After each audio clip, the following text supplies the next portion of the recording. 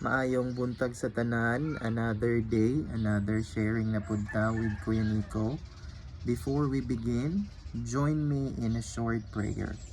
In the name of the Father, and of the Son, and of the Holy Spirit. Amen.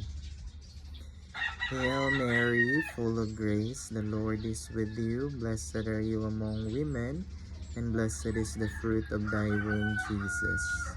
Holy Mary, Mother of God, pray for us sinners, now and at the hour of our death. Amen. In the name of the Father, and of the Son, and of the Holy Spirit. Amen. Mayong buntag sa tanan, thank you once again, Lord, for another day, another blessing nga naata karong adlaw. Mag-share lang gamay si Kuya Nico again about sa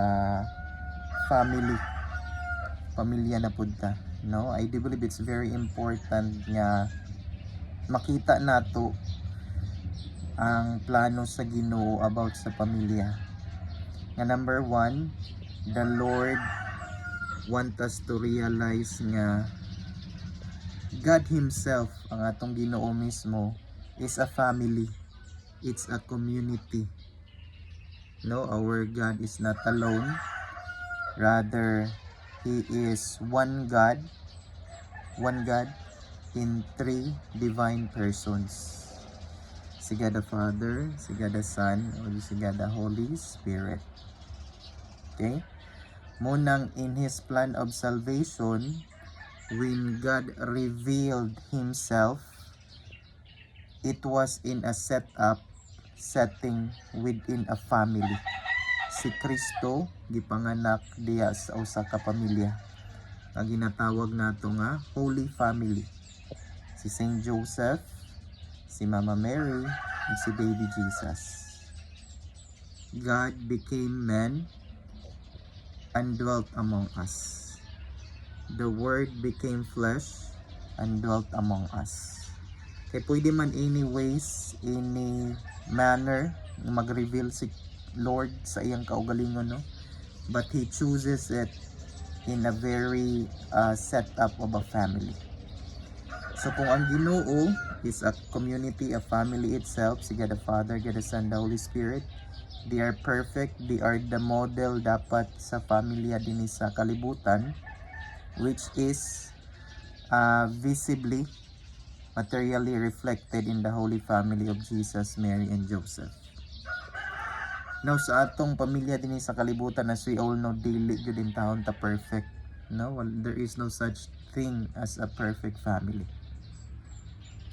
We experience a lot of ups and downs, away, singhag dinhi, kasaba dinhi, silent treatment dinhi didto, dili magkasinabot si mama si papa, ang mga anak dili magkasinabot sa ilang ginikanan. But let's not forget, no, nga if we experience those things, the Lord is calling us nga let's not give up to each other, no? Because si Lord Jesus Christ baya nato, both God and man, in His hypostatic union, wala gid in taon siya ni give up sa atoa. I do believe that's a good reflection, no? As we speak to the Lord, we talk to Him, we could also see nga despite sa suffering ni Kristo nga giagian, injustice, unsa pa ba, persecution, kasakit, bunal dinhi, paglansang sa cross, but He did not give up on us.